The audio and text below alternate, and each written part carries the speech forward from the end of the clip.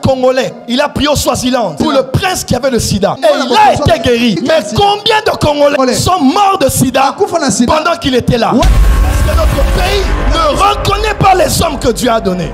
Le 13 septembre 2005, est rentré auprès du Seigneur. Un des plus grands prophètes de ce pays et des nations de la terre. Un des plus contestés, des plus détestés. C'est à sa mort. Même le pasteur Barouti témoignait sur lui. Le général Sonika Fouta témoignait sur lui. Les pères de l'église témoignaient sur lui. Il s'appelait Jacques Sikatenda. Durant la même semaine que la prophétesse Germaine Libambou, une des plus grandes prophétesses que ce pays ne connaît. À un moment, elle s'est arrêtée. Elle a levé la tête. Elle a dit: Tata, Père, Papa, nous tous les pasteurs,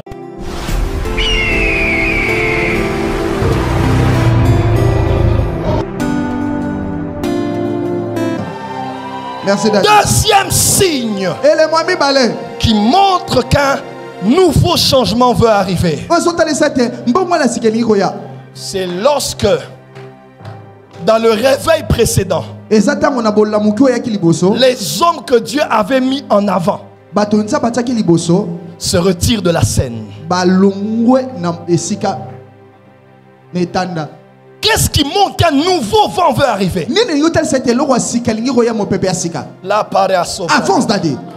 C'est lorsque les généraux, les réveils précédents, les porteurs des flammes, les porteurs de la cruche, les messagers du récent réveil commencent à être retirés de la scène par le Seigneur.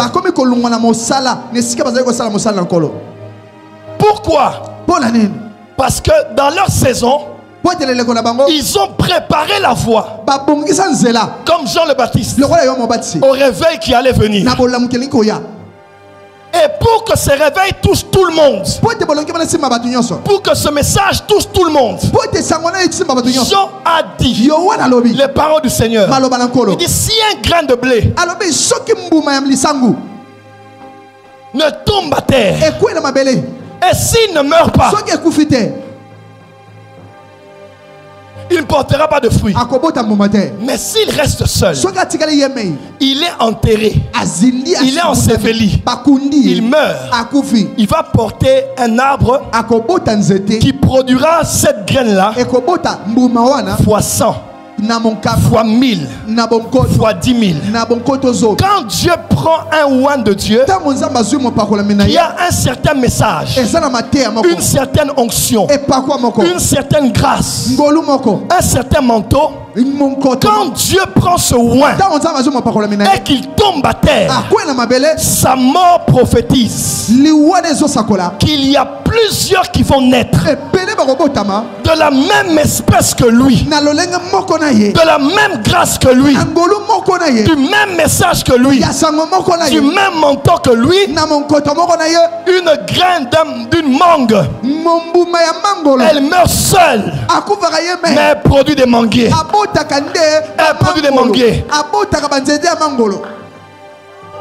Voilà pourquoi Jésus, le Christ, est mort. Quand il est mort, il est le premier-né d'entre plusieurs frères. Parce que sa mort, lui le Fils de Dieu, a créé une moisson, a créé une multiplication de plusieurs fils de Dieu de la même espèce que lui. Lève la main droite. Dis: Seigneur. Dis: Seigneur. Peu importe ce que tu veux faire, dans cette saison, ne le fais pas sans moi. Amen. Dis: Seigneur, peu importe la vague qui arrive dans l'église, s'il te plaît, ne déferle pas cette vague sans ma présence, dans la vague. Merci Daddy. Le 1er mai 1997, le 1er mai 1997, Alexandre Aidinabala est mort. Alexandre Aidinabala a koufaki. Père du réveil au Congo.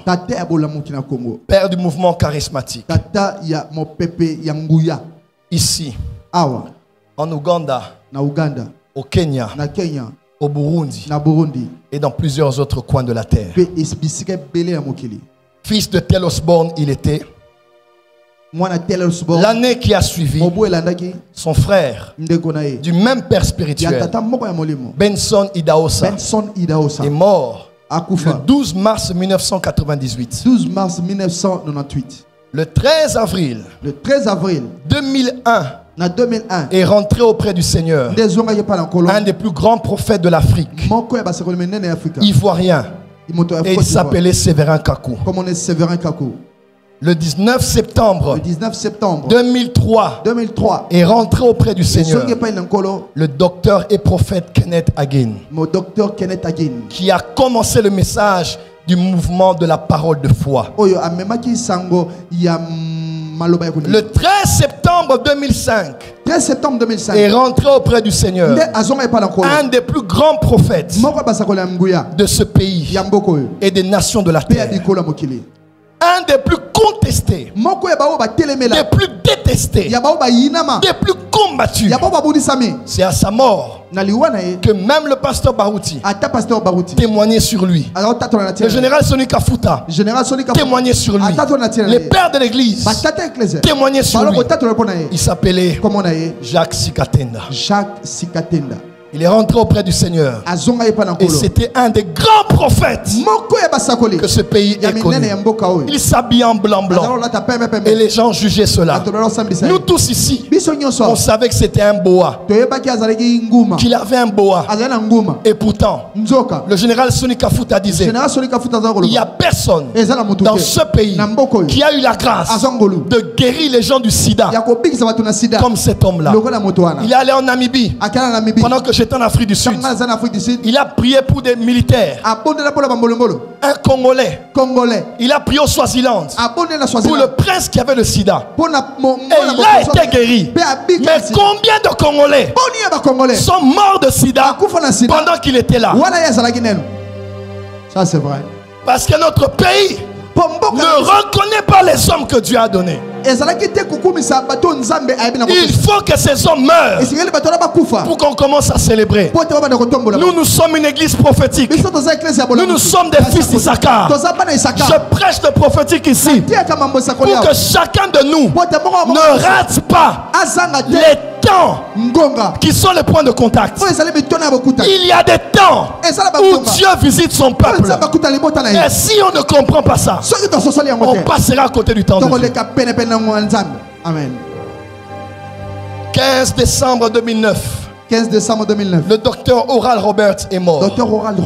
L'homme qui a eu le mandat d'amener la guérison divine dans sa génération. 28 septembre 2011 est mort le pasteur Jacques-André Vernon. Fils de Gaston Vernon.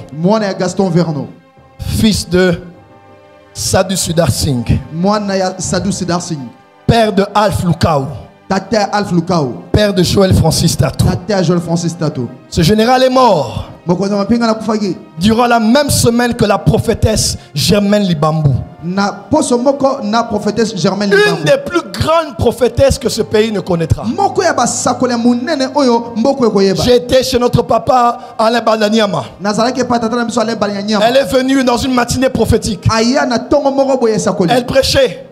Elle prêchait.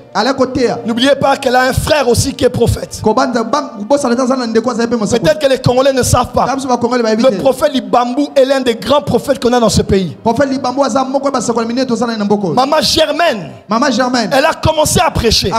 Nous on était là avec les pasteurs. À un moment elle s'est arrêtée. Elle a levé la tête. Elle a dit Tata, papa, nous tous les pasteurs, je ne sais pas t'expliquer. On était sous les bancs et sous les chaises. Une femme. Que Dieu nous donne des femmes puissantes. Allez, Mandoraba. Que Dieu nous donne des femmes qui ouvrent le ciel. Que les femmes disent amen bien. Germaine Libambou. Le 14 février 2013. 14 février 2013. Notre grand-père est mort. Docteur T.L. Osborne. Docteur T.L. Osborne. Le 9 novembre 2014.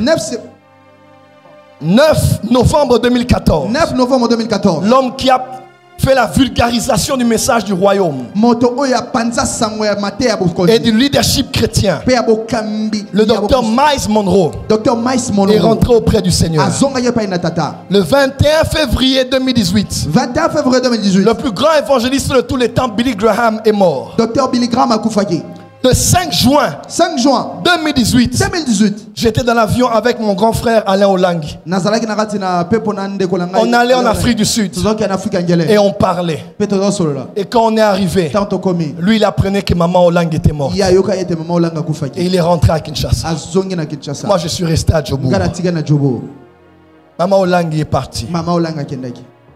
Le 7 décembre 2019, le grand évangéliste de l'Afrique, qui a vu l'Afrique être lavée par le sang de Jésus, Renard Bonke est parti. Le 10 juillet 2020, le général de Dieu, Maurice Seroulo, est parti. Et le 1er juin 2024, est parti et nous serons debout pour saluer le pasteur Baruti Kasongo, qui est rentré auprès du Seigneur et que nous acclamons pour le travail qu'il a fait, l'œuvre qu'il a produit et l'impact qu'il a laissé. Veuillez vous asseoir.